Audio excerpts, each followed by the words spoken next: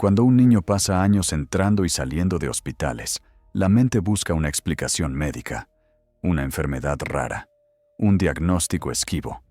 En el caso de Lacey Spears, esa suposición fue exactamente lo que permitió que el crimen existiera durante tanto tiempo, porque su historia no se construyó con violencia visible, sino con atención, narrativa y una actuación constante de victimización.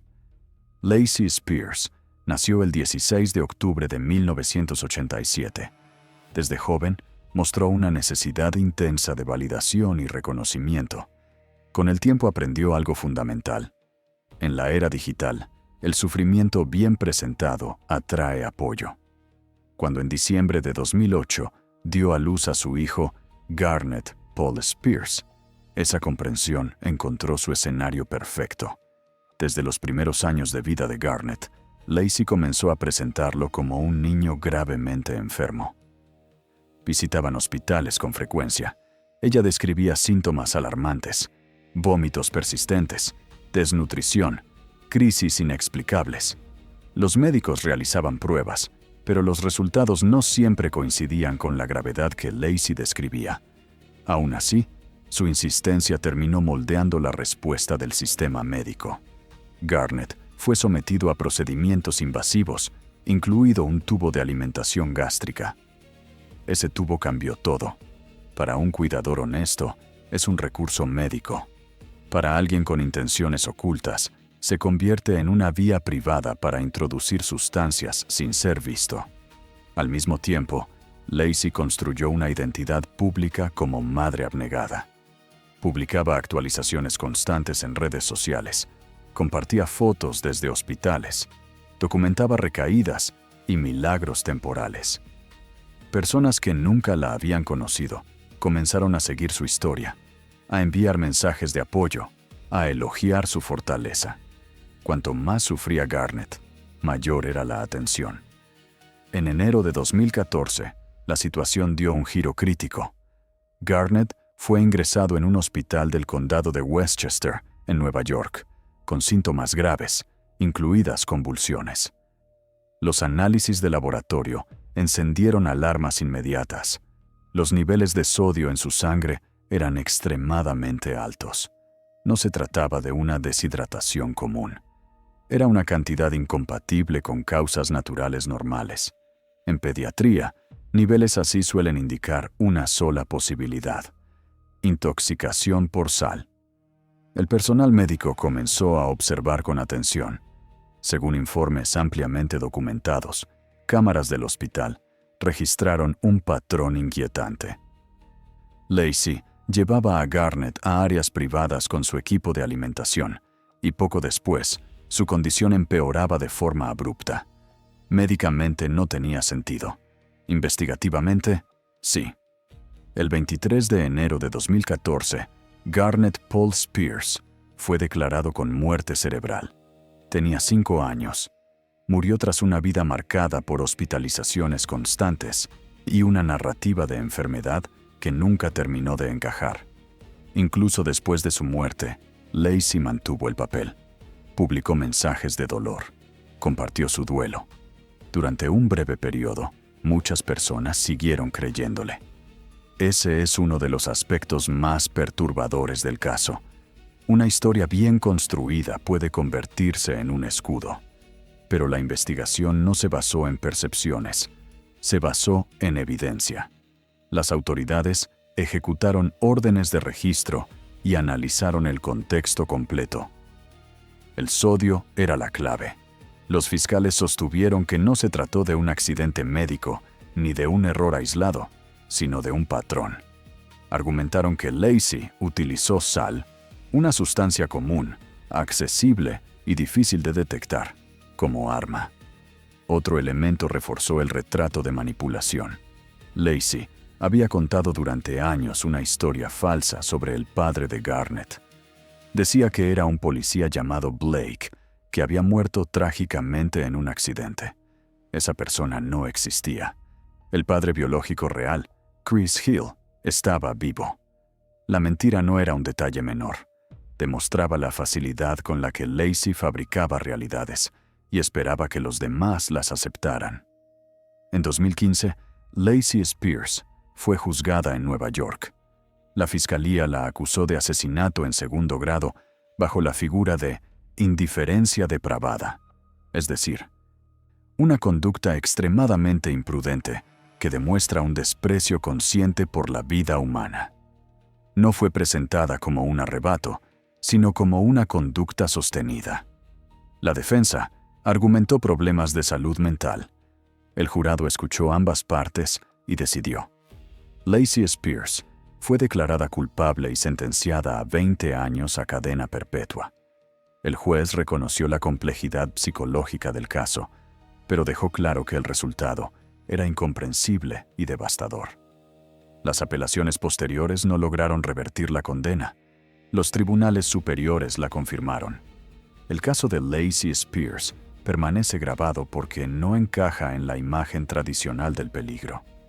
No hubo violencia visible, ni escenas caóticas. Hubo publicaciones, sonrisas cansadas, palabras cuidadosamente elegidas, el sufrimiento de un niño convertido en contenido. Y una historia que solo terminó cuando el sistema dejó de escucharla.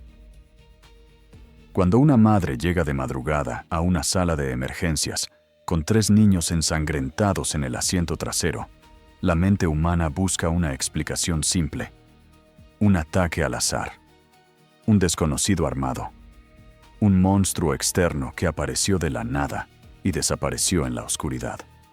Diane Downs entendía perfectamente esa necesidad y decidió usarla como escudo. Diane Downs nació el 7 de agosto de 1955 en Phoenix, Arizona. Para quienes la conocían superficialmente, podía parecer carismática, enérgica, incluso divertida. Pero quienes convivieron con ella describieron otra realidad. Una mujer que mentía con facilidad, que buscaba excitación constante y que percibía la maternidad como una carga más que como un vínculo. A comienzos de los años 80, vivía en Oregón como madre soltera de 3 hijos. Cheryl Lynn, de 7 años, Christy Ann, de 8, y Stephen Daniel, conocido como Danny, de apenas 3. La vida era ordinaria, y eso era precisamente el problema. Diane no quería lo ordinario, quería escapar. Creía haber encontrado esa salida en una relación con un hombre casado, Robert Nick Knickerbocker. Pero Nick no quería una familia ajena, no quería hijos, no quería responsabilidades. Para Diane, esa negativa no fue una decepción emocional, fue una obstrucción. En su mente, los niños no eran personas con futuro, eran obstáculos que le impedían acceder a la vida que deseaba. La noche del 19 de mayo de 1983, Diane puso a sus 3 hijos en el coche y condujo por una carretera rural cerca de Springfield, Oregón, comúnmente identificada como Old Mohawk Road. Era tarde, oscuridad, tráfico mínimo, un escenario perfecto para una historia. En algún punto, el coche se detuvo. Entonces apareció el arma. Cheryl recibió un disparo y murió. Christy fue baleada varias veces y sobrevivió, pero sufrió heridas graves, incluido un derrame cerebral que alteró su vida para siempre. Danny también fue disparado. Sobrevivió, pero con daños permanentes.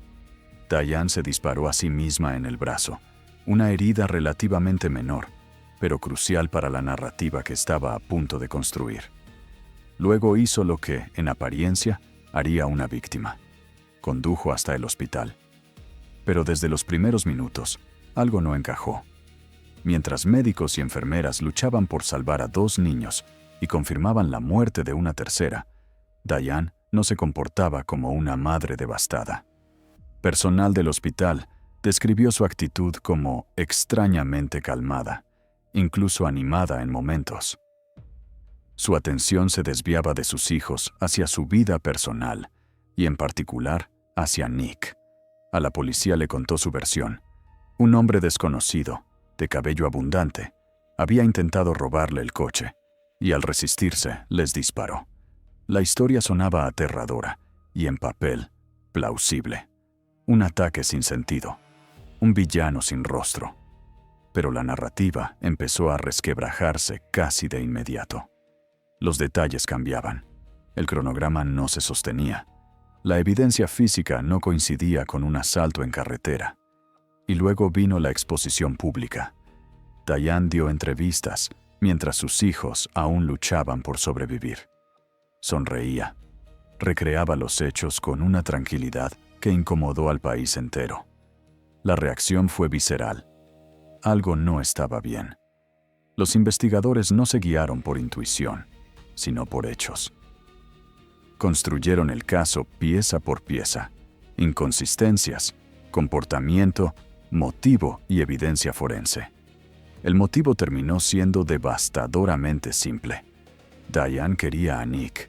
Nick no quería a los niños. Para la fiscalía, ella intentó eliminar lo que le impedía avanzar. La historia del extraño dejó de parecer trauma y empezó a parecer coartada.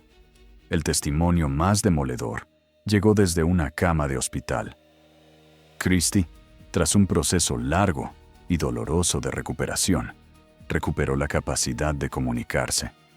Cuando finalmente pudo responder a la pregunta clave, ¿quién les disparó?, dio la respuesta que destruyó cualquier duda. Mi mamá. En el juicio, Diane mantuvo la historia del desconocido. Nunca aceptó responsabilidad. Nunca expresó el tipo de remordimiento que la sociedad espera de una madre que ha perdido a un hijo. El 17 de junio de 1984 fue declarada culpable de asesinato y de intento de asesinato y sentenciada a cadena perpetua más 50 años, una estructura diseñada para mantenerla encarcelada el mayor tiempo posible. Incluso después, el daño continuó. Diane dio a luz a un cuarto hijo alrededor del momento del juicio. El bebé fue entregado en adopción. Christy y Danny, los hijos sobrevivientes, fueron adoptados en 1986 por el fiscal principal del caso y su esposa, un giro que subrayó la magnitud del fracaso parental. En 1987, Diane escapó de prisión y estuvo prófuga durante 10 días antes de ser recapturada. Décadas después, sigue negando su culpabilidad. En audiencias de libertad condicional, repite la misma mentira, y por eso, una y otra vez, se le niega la salida. No hubo hombre de cabello abundante. No hubo asalto al azar. Solo una madre que miró a sus hijos y decidió que estorbaban. Y una mentira sostenida durante más de 40 años frente a la verdad pronunciada por quien sobrevivió. Algunos asesinatos no ocurren en medio del pánico ni del caos. Ocurren dentro de una lógica privada, construida paso a paso hasta que matar parece, para quien ejecuta el acto, no solo aceptable, sino necesario. El caso de Lori Vallow Daybell no es solo el de una madre que mató a sus hijos. Es el de una mujer que transformó una creencia extrema en una justificación absoluta y luego actuó como si estuviera cumpliendo un destino. Antes de que su nombre se asociara con desapariciones y muertes, Lori Vallow era vista como una madre normal. Tenía una hija adolescente, Tylee Ryan, y un hijo adoptivo con necesidades especiales, Joshua Jotohoba Vallow. Desde fuera, su vida parecía compleja pero funcional. Sin embargo, a finales de la década de 2010, su sistema de creencias comenzó a desplazarse hacia algo radical. Se volvió obsesiva con ideas apocalípticas, jerarquías espirituales, visiones y profecías. Ese proceso se intensificó cuando conoció a Chad Daybell. Chad Daybell era un autor autopublicado con ideas religiosas marginales sobre el fin de los tiempos. Con Lori, esas ideas dejaron de ser teoría. Se convirtieron en un universo cerrado, donde ambos se veían como elegidos. Dentro de ese marco, empezaron a clasificar a las personas como luz u oscuridad.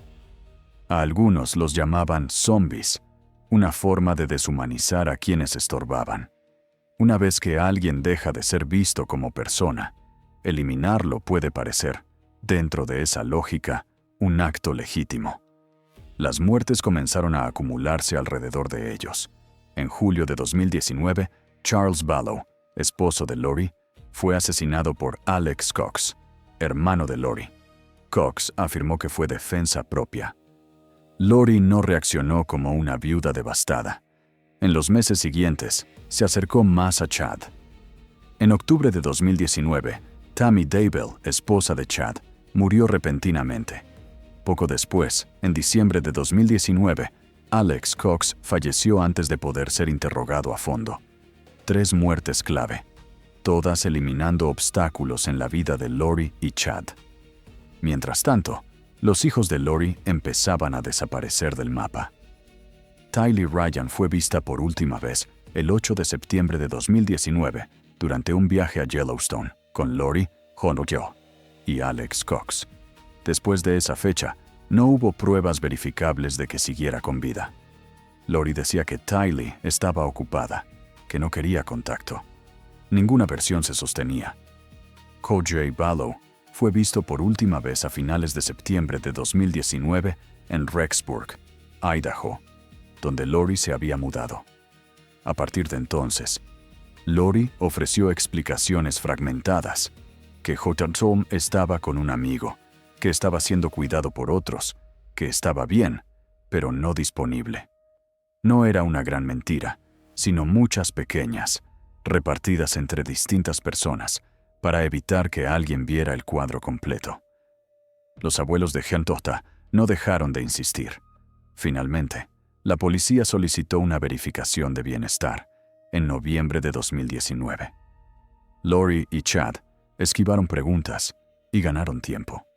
Cuando quedó claro que las autoridades no se retirarían, hicieron algo imposible de conciliar con la inocencia. Se fueron de Idaho y se instalaron en Hawái.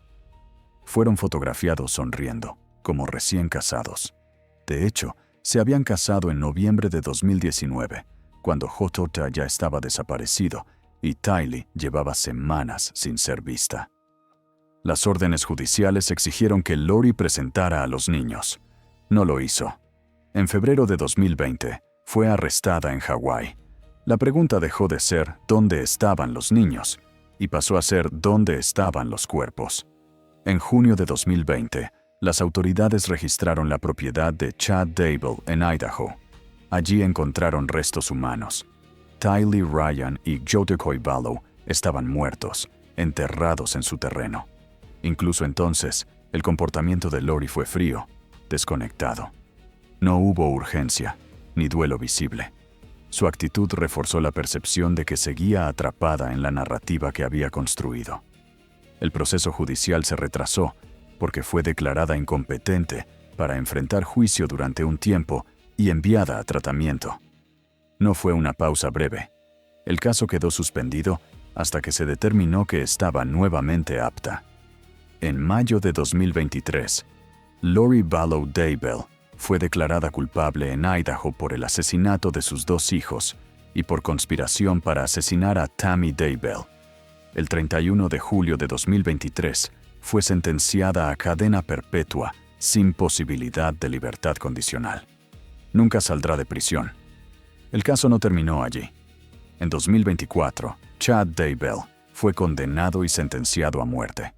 Y en 2025, Lori enfrentó cargos adicionales en Arizona, relacionados con conspiraciones para asesinar a Charles Ballow y con un intento previo de homicidio.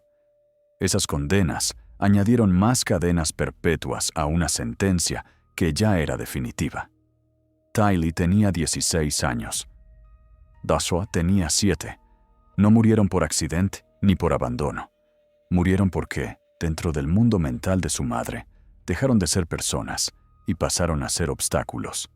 El caso de Lori Ballow demuestra cómo una creencia extrema, cuando no encuentra límites, puede convertirse en una maquinaria de muerte. Algunos crímenes no se anuncian con gritos ni con escenas caóticas. Se desarrollan en silencio, envueltos en una apariencia de accidente.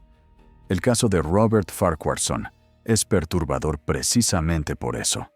Durante años, Lo ocurrido fue presentado como una tragedia inevitable, un error al volante, un padre que sobrevivió cuando sus hijos no lo hicieron.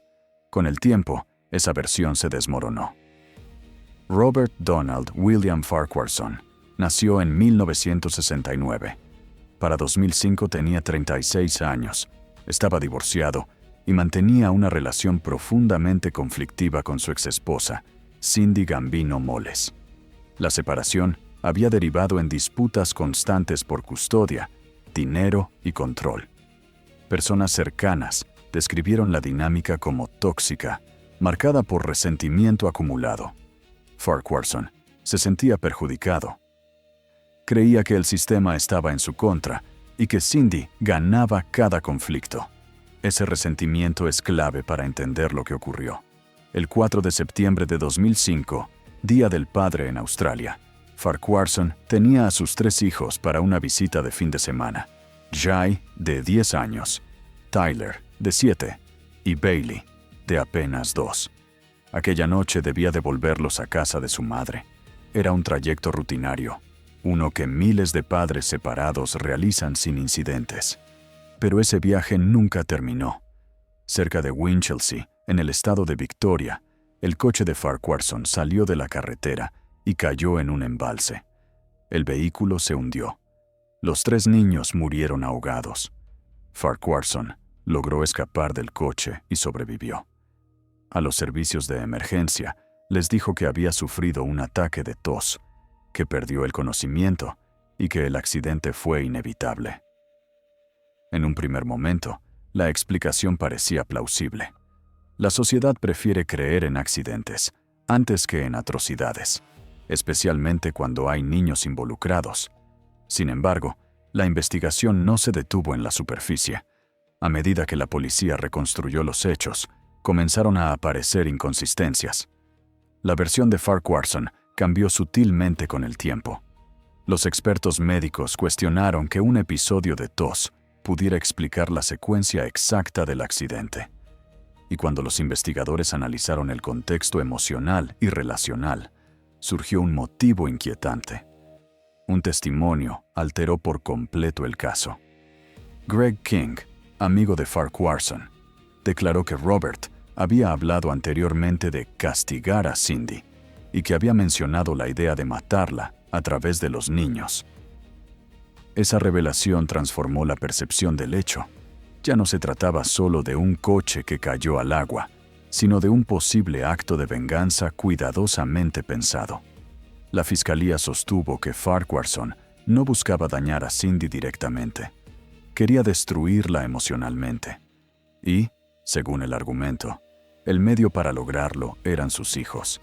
El asesinato no habría sido impulsivo, sino instrumental. En 2007, Robert Farquharson fue juzgado por el asesinato de sus 3 hijos. El proceso fue complejo y emocionalmente agotador. El jurado tuvo que evaluar pruebas técnicas sobre mecánica vehicular y condiciones médicas, junto con testimonios sobre amenazas previas y resentimiento. Al final, fue declarado culpable y sentenciado a cadena perpetua. Pero el caso no terminó allí. En diciembre de 2009, el Tribunal de Apelaciones de Victoria anuló la condena y ordenó un nuevo juicio, criticando cómo se habían manejado ciertos aspectos probatorios en el proceso inicial. La decisión provocó indignación pública. Poco después, Farquharson fue liberado bajo fianza, mientras esperaba el nuevo juicio, una situación que causó profunda angustia a la familia de las víctimas. El segundo juicio comenzó en mayo de 2010. Esta vez, la Fiscalía presentó un caso más ajustado, centrado en el motivo, las declaraciones previas y la improbabilidad de la explicación del accidente, cuando se analizaba junto al contexto completo. La defensa insistió en que se trató de una pérdida de control involuntaria. El jurado no aceptó esa versión. En julio de 2010, Robert Farquharson fue declarado culpable nuevamente y sentenciado a cadena perpetua con un periodo mínimo de no libertad condicional de 33 años. Desde entonces, ha mantenido su inocencia y ha continuado presentando recursos legales. A lo largo de los años, sus defensores han intentado introducir nuevas interpretaciones de la evidencia. Incluso en 2024, el caso seguía activo bajo las leyes de evidencia nueva y convincente de Victoria. Cindy Gambino Moles, la madre de los niños, vivió durante años con el peso de los juicios, las apelaciones y la atención pública constante. Murió en 2022, sin ver un cierre definitivo del proceso. Jai, Tyler y Bailey confiaron en la persona que conducía el coche. No tuvieron advertencia. Aquella noche debían volver a casa. En lugar de eso, el Día del Padre se convirtió en el último día de sus vidas. Algunos padres matan para borrar un problema. John David Battaglia mató para prolongar el dolor. No buscó silencio ni desaparición. Buscó que el daño quedara grabado para siempre en la única persona a la que no podía dominar: su exesposa. En su caso, el asesinato no fue solo un crimen, fue un mensaje. John David Battaglia nació el 2 de agosto de 1955. En apariencia podía pasar por un padre común, pero su historial mostraba otra cosa: violencia recurrente, explosiones de ira y una tendencia a castigar a quienes lo contradecían. Su relación con Mary Jean Green, su ex esposa, no terminó como una separación normal. Fue el resultado de episodios de abuso doméstico y miedo sostenido. En diciembre de 1999, Battaglia atacó brutalmente a Mary Jean. El ataque dejó consecuencias legales claras. Fue puesto en libertad condicional. Para Battaglia, esa condena no representó un límite, sino una humillación. Mary Jean rehizo su vida, estableció límites, protegió a sus hijas. Para Battaglia, eso fue imperdonable. Personas con su perfil no toleran el no. No aceptan que una mujer pueda salir del control, denunciar y seguir adelante. Él no olvidó. Esperó. El 2 de mayo de 2001, Faith, de 9 años, y Liberty, de 6, estaban con su padre para una visita programada en Dallas, Texas. La noche debía ser rutinaria, tiempo con papá, luego regreso a casa. Pero Battaglia no planeaba una visita, planeaba un castigo. Antes de disparar, hizo algo deliberado. Llamó por teléfono a Mary Jean Green y la obligó a escuchar. Forzó a sus hijas a hablar con su madre. No fue una despedida espontánea, fue una puesta en escena. Faith, aterrorizada, fue obligada a hacer una pregunta que reveló el motivo real de todo. ¿Por qué quieres que papá vaya a la cárcel? Esa frase lo explicaba todo. Para Battaglia, sus hijas no eran personas independientes. Eran instrumentos, medios para infligir el máximo dolor posible a la mujer que había osado desafiarlo. Mientras Mary Jean seguía al teléfono, Battaglia disparó contra las niñas dentro de su apartamento. Las mató a ambas. Y después, aún con la línea abierta, se burló. Pronunció un comentario obsceno, una especie de «Feliz Navidad», cargado de ironía y desprecio, recordando el periodo en el que su violencia había sido expuesta y castigada. No fue solo crueldad, fue intención. Quería que el recuerdo quedara ligado a su voz. Cuando la policía llegó, encontró a Faith y Liberty muertas. No hubo dudas sobre lo ocurrido. El juicio se centró en demostrar que el asesinato no fue impulsivo ni producto de un colapso momentáneo. La fiscalía presentó un patrón claro: historial de violencia, resentimiento por la condena, obsesión con castigar a su exesposa y una ejecución diseñada para que ella fuera testigo emocional del crimen. La defensa intentó apoyarse en problemas psicológicos y descontrol emocional, pero los hechos pesaron más que cualquier explicación clínica. No se obliga a una madre a escuchar si el objetivo no es hacerla sufrir.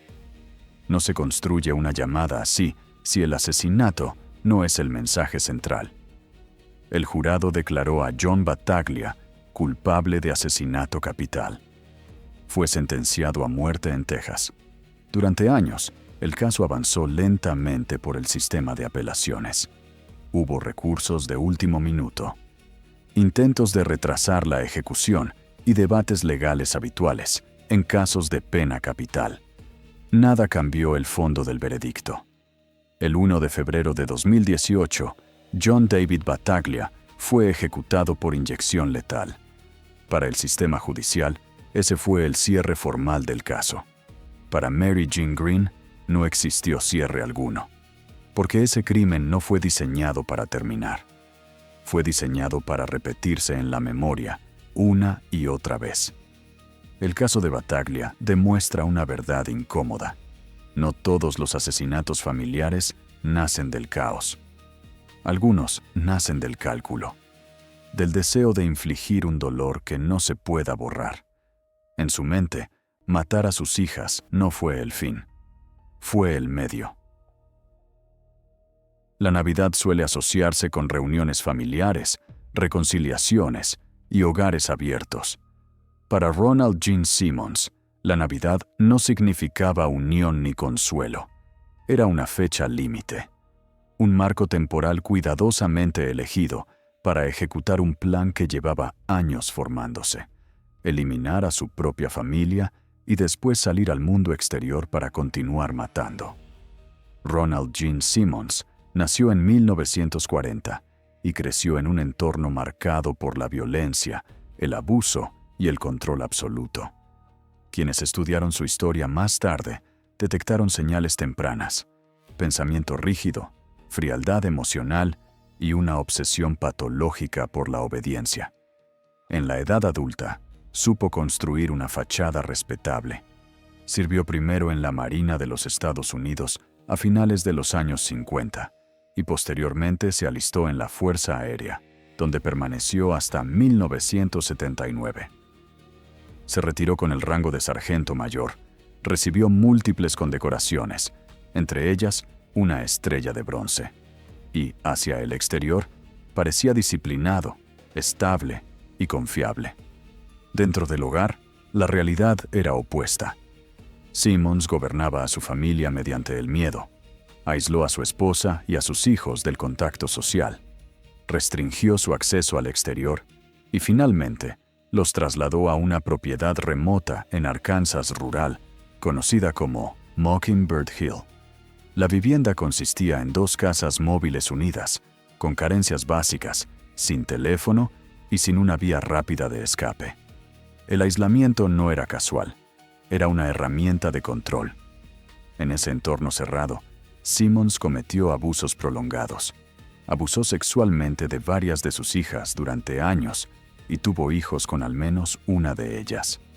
En 1981, mientras residía en Nuevo México, las autoridades iniciaron una investigación por acusaciones de que había dejado embarazada a su hija adolescente, Sheila.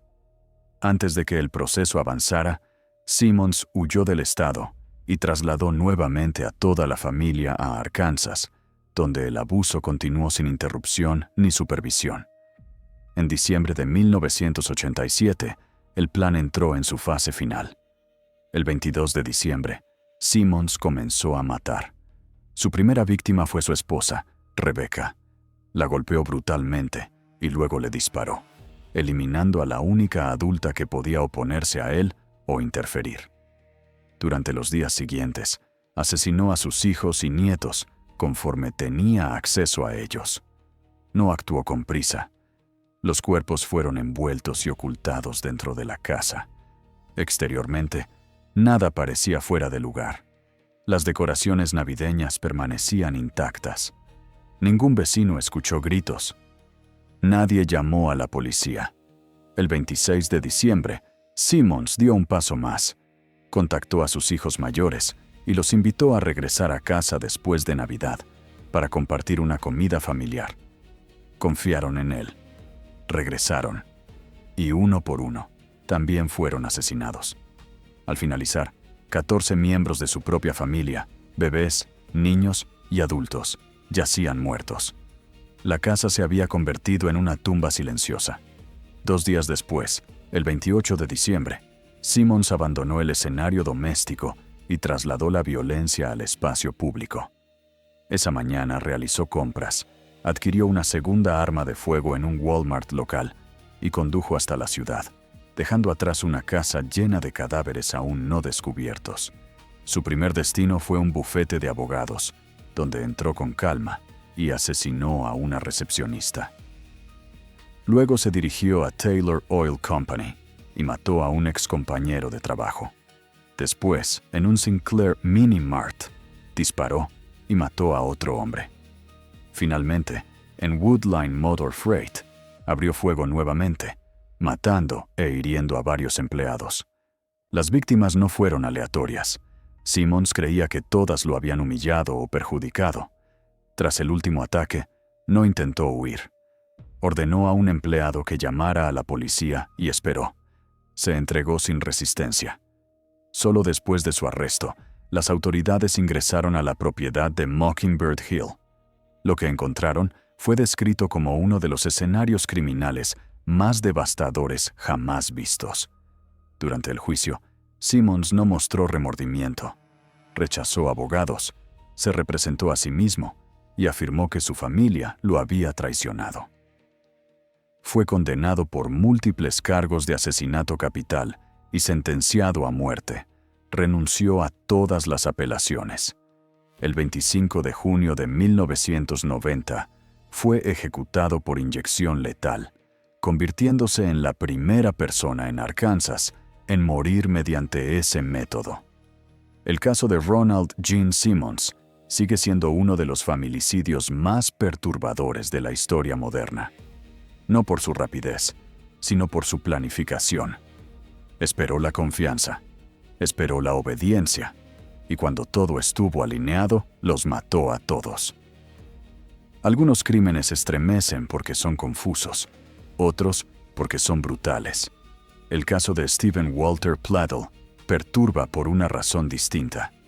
Porque es claro en su obsesión, claro en su sentido de derecho absoluto y claro en el momento exacto en que el control perdido se transformó en asesinato. Stephen Pladl nació el 6 de abril de 1975. Su vida adulta estuvo marcada por relaciones inestables, decisiones impulsivas y una incapacidad constante para aceptar límites. Años antes de que su nombre se hiciera público, había entregado a su hija biológica en adopción. Aquella niña fue criada por Anthony y Kelly Fusco en Nueva York y rebautizada como Katie Rose Fusco. Durante casi toda su infancia, Katie no tuvo contacto alguno con su padre biológico. Él era una figura lejana, un vacío en su historia personal. Todo cambió cuando Katie cumplió 18 años. En 2016, decidió buscar a Stephen Pladl a través de redes sociales. El contacto comenzó de forma aparentemente normal. Mensajes cautelosos, curiosidad mutua, conversaciones sobre el tiempo perdido. Pero Stephen no se mantuvo en el rol de padre. Las fronteras se rompieron con rapidez. Lo que debía ser una relación parental se convirtió en una relación sexual. La transición fue deliberada y acelerada. Lejos de ocultarlo, ambos presentaron la relación públicamente como una historia de amor. El entorno reaccionó con alarma. Amigos intentaron intervenir. Se alertó a las autoridades. Stephen Pladl, sin embargo, insistió en que la relación era consensuada y rechazó cualquier crítica como prejuicio externo. En julio de 2017, cruzaron una línea irreversible. Se casaron en Maryland, declarando falsamente en los documentos legales que no estaban emparentados. Poco después, Katie quedó embarazada. El 1 de septiembre de 2017 nació Bennett, un niño que representaba la contradicción absoluta del vínculo. Stephen era, al mismo tiempo, su padre y su abuelo. Las autoridades intervinieron de inmediato. Servicios de protección infantil retiraron al bebé de su custodia y un tribunal ordenó que Bennett fuera colocado con la madre de Stephen en Carolina del Norte. Esa decisión quebró la fantasía de control total que Stephen había construido. A comienzos de 2018, La relación comenzó a desmoronarse bajo la presión legal. Steven y Katie fueron arrestados por cargos relacionados con incesto y otros delitos. Un juez les ordenó no tener contacto entre ellos. Katie expresó claramente que no quería continuar la relación. Para Steven Pladdle, aquello no fue una separación, fue una pérdida de control. El 11 de abril de 2018, en Knightdale, Carolina del Norte, Steven Pladdle asesinó a su hijo de 7 meses, Bennett. El bebé estaba completamente indefenso. No hubo lucha ni advertencia. Tras matar a su hijo, Steven no se detuvo. Subió a su coche y comenzó a conducir hacia el norte. Al día siguiente, el 12 de abril, alcanzó a Katie y a su padre adoptivo, Anthony Fusco, en Connecticut. Ambos viajaban juntos cuando Steven los interceptó en una intersección en New Milford. El ataque fue rápido. Steven disparó y mató a Katie Rose Fusco. Luego disparó y mató a Anthony Fusco, el hombre que la había criado, protegido y tratado de sacarla del peligro que finalmente la destruyó. 3 vidas fueron extinguidas en menos de 48 horas y en distintos estados. Las fuerzas del orden iniciaron una persecución multijurisdiccional. Alertas fueron emitidas mientras Steven continuaba desplazándose hacia el norte. El 13 de abril de 2018, en Dover Plains, Nueva York, la búsqueda terminó. Steven Pladdle fue hallado muerto dentro de su vehículo por una herida de bala autoinfligida. No hubo rendición. No hubo explicación final. La investigación posterior reconstruyó el recorrido completo del crimen. Carolina del Norte, Connecticut y Nueva York.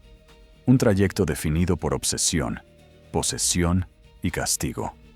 Cuando Steven perdió acceso a Katie, perdió la custodia de su hijo y perdió el control sobre la narrativa. Eligió la aniquilación. No solo eliminó a quienes ya no podía controlar, sino que lo hizo de manera escalonada, trasladando la violencia de un estado a otro. El caso de Steven Pladdle expone una verdad incómoda. No todos los depredadores se esconden en la oscuridad. Algunos aparecen primero como padres ausentes que regresan, como figuras que reclaman conexión, como personas que confunden vínculo con propiedad. Cuando esa ilusión se rompe, el daño no es impulsivo, es terminal. Algunos crímenes no solo destruyen vidas, reconfiguran la forma en que una sociedad aprende a desconfiar. Susan Smith no fue únicamente una madre que asesinó a sus hijos, fue la mujer que enseñó a un país entero a dudar de las lágrimas frente a una cámara. La noche del 25 de octubre de 1994, en Union, Carolina del Sur, Susan Smith entró a una comisaría con una historia que paralizó a Estados Unidos. Aseguró que, mientras se encontraba detenida en un semáforo en rojo, un hombre armado se había acercado a su vehículo, la había obligado a bajar y se había llevado el coche con sus hijos, aún atados a sus asientos infantiles. Los niños eran Michael, de 3 años, y Alexander, de apenas 14 meses. Susan ofreció una descripción del supuesto secuestrador. Un hombre negro con camisa a cuadros. Ese detalle no fue menor. Dirigió la investigación hacia un sospechoso inexistente, generó miedo racial y provocó una búsqueda desesperada de un enemigo que nunca existió. En cuestión de horas, el caso se volvió nacional. Las fotos de Michael y Alex inundaron la televisión. Voluntarios recorrieron carreteras, bosques y lagos. Union se convirtió en el centro emocional del país. Y Susan estaba en todas partes. Lloraba ante las cámaras. Suplicaba al supuesto secuestrador que devolviera a sus hijos. Hablaba directamente a él a través de los medios, pidiéndole compasión. Para millones de personas, su dolor parecía auténtico. La nación creyó su historia. Los investigadores, en cambio, observaban otra cosa. El relato no se afinaba con el tiempo. Los detalles variaban. Susan falló una prueba de polígrafo. y cuando las cámaras se apagaban, su comportamiento no siempre coincidía con el de una madre cuya vida acababa de ser destruida. Poco a poco, surgió la pregunta que nadie quería formular. ¿Y si no hubo ningún extraño? Al examinar la vida personal de Susan, los detectives encontraron el motivo que haría colapsar toda la narrativa. Susan había mantenido una relación con Tom Findlay, un ejecutivo textil local. La relación terminó poco antes de la desaparición de los niños. La razón fue clara y devastadora. Él no quería hijos. No quería asumir esa responsabilidad. Para la fiscalía, ese rechazo se convirtió en algo más oscuro. Susan veía a sus hijos no como personas, sino como impedimentos para la vida que deseaba recuperar. 9 días después de iniciada la búsqueda, el 3 de noviembre de 1994, la presión se volvió insoportable. Confrontada con las inconsistencias y la evidencia acumulada, Susan Smith confesó: no hubo secuestro, no hubo arma, no hubo extraño. Esa noche, Susan había conducido su Mazda Protégé de 1990 hasta el lago John D. Long, cerca de Union. Ató a Michael y Alex a sus asientos infantiles, salió del vehículo y permitió que el coche rodara lentamente por la rampa hasta hundirse en el agua. Mientras el país rezaba por el regreso de los niños, ella sabía exactamente dónde estaban. La recuperación del coche fue transmitida en directo. Los buzos sacaron el vehículo del lago. Dentro, aún asegurados en sus asientos, estaban los cuerpos de Michael y Alexander.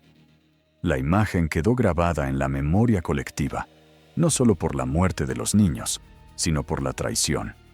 En el juicio, la fiscalía presentó a Susan Smith como una mujer calculadora, capaz de manipular a una nación entera con una historia diseñada para ocultar un acto imperdonable.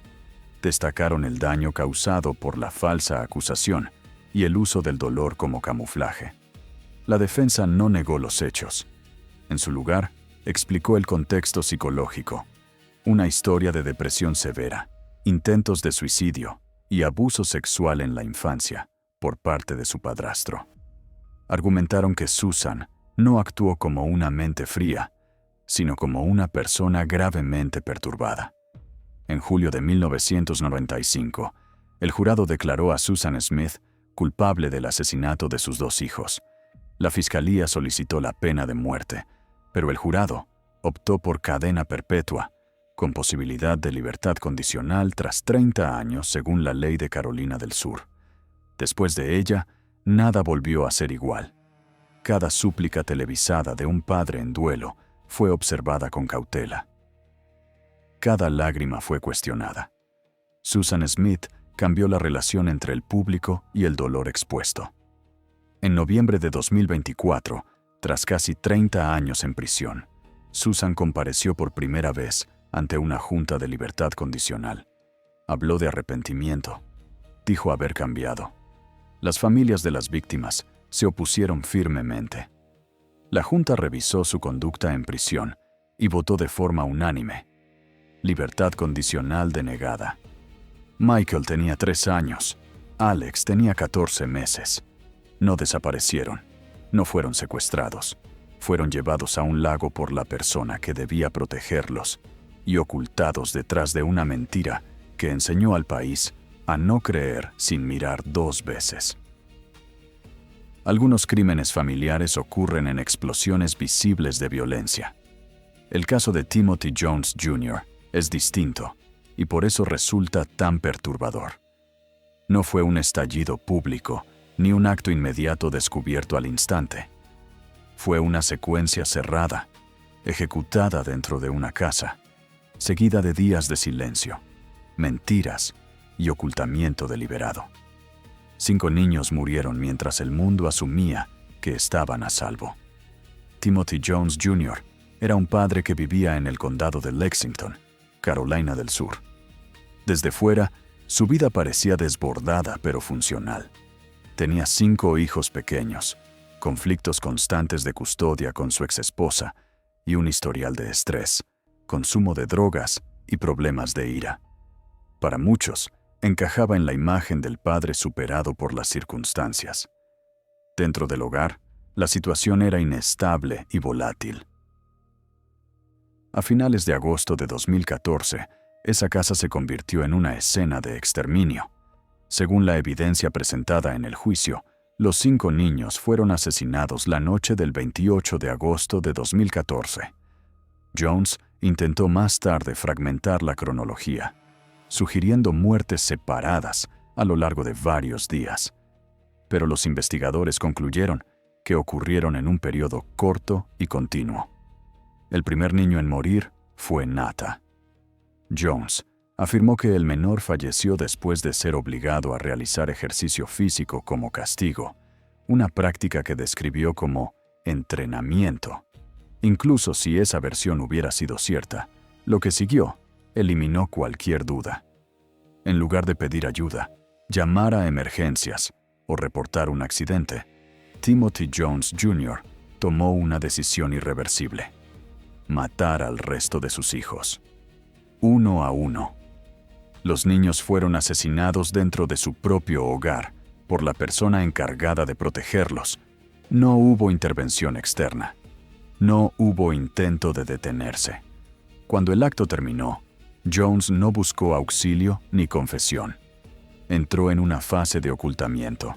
Envolvió los cuerpos en bolsas de basura negras, utilizó productos de limpieza para intentar borrar rastros y cargó los cuerpos en su vehículo.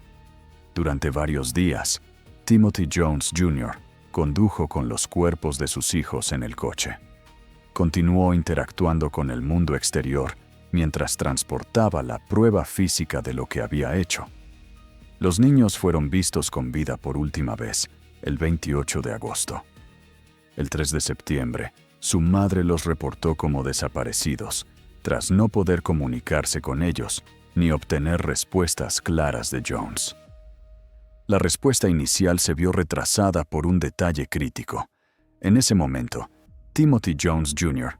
figuraba legalmente como el padre custodio. Sobre el papel, los niños estaban donde debían estar. Por esa razón, no se emitió una alerta Amber. Esa presunción administrativa compró tiempo que Jones utilizó para ocultar los cuerpos y desplazar evidencia. El 6 de septiembre de 2014, Jones fue detenido en un control de tráfico en Mississippi. Su comportamiento levantó sospechas. A medida que las autoridades conectaron su ubicación con el reporte de niños desaparecidos en Carolina del Sur, la historia que había estado contando comenzó a colapsar. Poco después, Jones condujo a los investigadores hasta el lugar donde había abandonado los cuerpos, una carretera rural cerca de Camden, Alabama. Los restos fueron encontrados dentro de bolsas de basura, confirmando lo peor. Timothy Jones Jr. fue arrestado y acusado de 5 cargos de asesinato. Durante el juicio, la fiscalía centró su caso en las decisiones posteriores a la primera muerte. Subrayaron que, incluso si el primer fallecimiento hubiera sido accidental, Jones tuvo múltiples oportunidades para detenerse. En lugar de eso, continuó. El uso de bolsas, la limpieza, el traslado entre estados y las mentiras reiteradas demostraban conciencia y deliberación. La defensa intentó apoyarse en el consumo de drogas, el estrés extremo y la inestabilidad emocional. Argumentaron que Jones estaba colapsando psicológicamente. La fiscalía respondió con hechos. Nadie en un estado de inconsciencia planifica la ocultación de 5 cuerpos, ni conduce durante días con ellos para retrasar su descubrimiento. El juicio fue devastador. Los jurados no escucharon una cifra abstracta, sino historias individuales. Los niños tenían entre 1 y 8 años, 5 vidas distintas, 5 muertes vinculadas a una sola noche. En junio de 2019, Timothy Jones Jr. fue declarado culpable en todos los cargos. Durante la fase de sentencia, los fiscales solicitaron la pena de muerte, argumentando que el asesinato de 5 niños por su propio padre representaba uno de los crímenes más extremos concebibles. El jurado estuvo de acuerdo. Jones fue sentenciado a muerte. En 2023, la Corte Suprema de Carolina del Sur confirmó tanto las condenas como la sentencia. A día de hoy, Timothy Jones Jr. permanece en el corredor de la muerte. Este caso demuestra una verdad incómoda. No todas las tragedias familiares anuncian su llegada. Algunas se esconden detrás de documentos de custodia, retrasos administrativos y la suposición básica de que un padre jamás cruzaría esa línea. 5 niños murieron no porque nadie pudiera ayudar, sino porque la única persona con acceso total eligió la violencia y luego eligió el silencio. Algunos padres matan en un arrebato. Yasser Abdel Said mató porque creía que la autoridad le daba propiedad. Propiedad sobre las vidas de sus hijas, sobre sus decisiones y, finalmente, sobre su derecho a existir. No fue un error cultural ni un impulso emocional. Fue un acto deliberado de control absoluto. Yasser Abdel Said nació el 27 de enero de 1957 en El Arish, en la región del Sinaí, Egipto. Años más tarde, emigró a Estados Unidos y se estableció en Texas, donde construyó una vida que, desde fuera, parecía ordinaria. Trabajaba como taxista, tenía una familia y se presentaba como un padre estricto pero tradicional. Dentro del hogar, la realidad era distinta. Yasser gobernaba mediante el miedo. Vigilaba cada movimiento de sus hijas, Amina y Sara. Controlaba con quién hablaban, cómo se vestían y a dónde podían ir. Cualquier señal de independencia era tratada como una traición. A medida que Amina y Sara crecieron, la tensión aumentó. Eran adolescentes criadas en Estados Unidos, rodeadas de compañeras que socializaban libremente, salían con amigos y planificaban su futuro. Querían lo mismo que la mayoría de las jóvenes, libertad básica. Para su padre, esos deseos eran una amenaza directa a su autoridad. Familiares y conocidos describieron su obsesión con el honor y el castigo. Creía que sus hijas lo habían avergonzado por hablar con chicos y resistirse a su control. El miedo se volvió insoportable. Amina y Sara huyeron de casa. Buscaron ayuda en amigos, profesores y autoridades. Denunciaron abuso. Expresaron temor por su vida.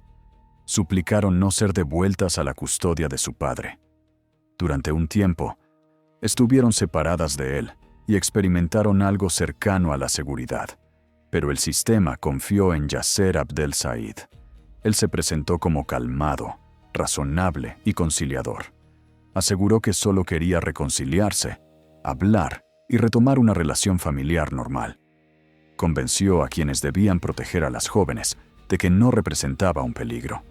Esa confianza costó 2 vidas.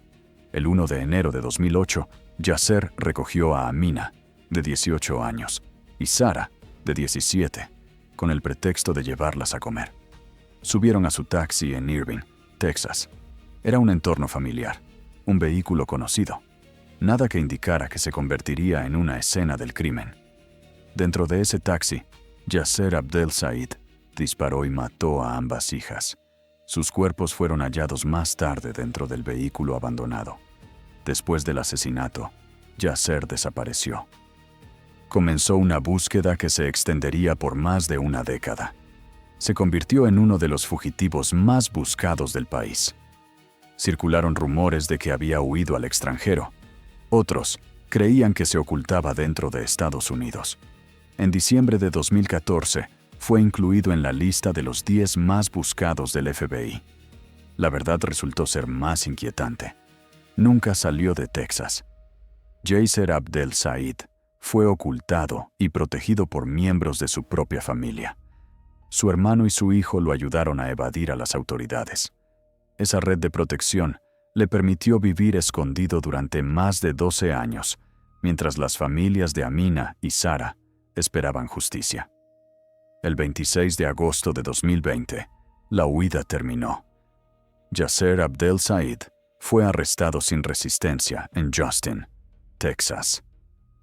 El hombre que había asesinado a sus hijas y burlado a la justicia durante más de una década fue detenido silenciosamente. El caso, que nunca se había cerrado emocionalmente, volvió a los tribunales. En agosto de 2022 comenzó el juicio. La fiscalía presentó un patrón claro: años de amenazas, control extremo y miedo documentado. Demostraron que las jóvenes habían intentado escapar repetidamente de la autoridad de su padre y que los asesinatos no fueron espontáneos, sino el resultado final de una dinámica prolongada de dominación. La defensa intentó diluir el relato, pero los hechos fueron contundentes.